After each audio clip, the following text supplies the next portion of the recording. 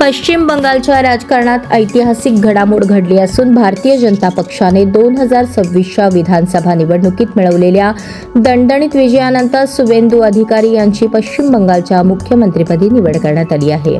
भाजप विधिमंडळ पक्षाच्या बैठकीत गुरुवारी 8 मे त्यांच्या नावावर अधिकृत शिक्कामोर्तब करण्यात आले.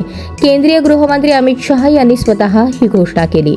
कोलकाता येथे पार पडलेल्या भाजपच्या महत्त्वपूर्ण बैठकीत सुवेंदू अधिकारी यांची एकमताने विधिमंडळ पक्षनेते म्हणून निवड करण्यात आली. त्यानंतर अमित शहा यांनी पत्रकार परिषदेत त्यांच्या नावाची घोषणा करत पश्चिम बंगालमध्ये परिवर्तनाचा नवा अध्याय सुरू झाला आहे असे म्हटले. सुवेंदू अधिकारी यांचा मुख्यमंत्री पदाचा शपथविधी 9 मे रोजी सकाळी 11 वाजता होणार असून या सोहळ्याकडे संपूर्ण देशाचे लक्ष लागले आहे.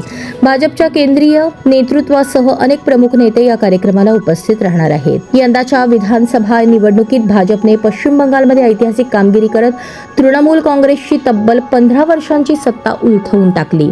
विशेष म्हणजे भवानीपूर मतदारसंघात सुवेंदू अधिकारी यांनी मुख्यमंत्री ममता बॅनर्जी यांचा पराभव केला. या विजयामुळे बंगालच्या राजकारणात मोठी उलथापालथ झाली आहे. सुवेंदू अधिकारी हे पश्चिम बंगालमधील भाजपचे पहिले मुख्यमंत्री ठरणार असून त्यांच्या नेतृत्वाखाली राज्यात नवे राजकीय समीकरण तयार होण्याची चर्चा सुरू झाली आहे. भाजप कार्यकर्त्यांकडून राज्यभर जल्लोष साजरा करण्यात येत असून कोलकाता सहित अनेक शहरांमध्ये विजयोत्सव सुरू आहे.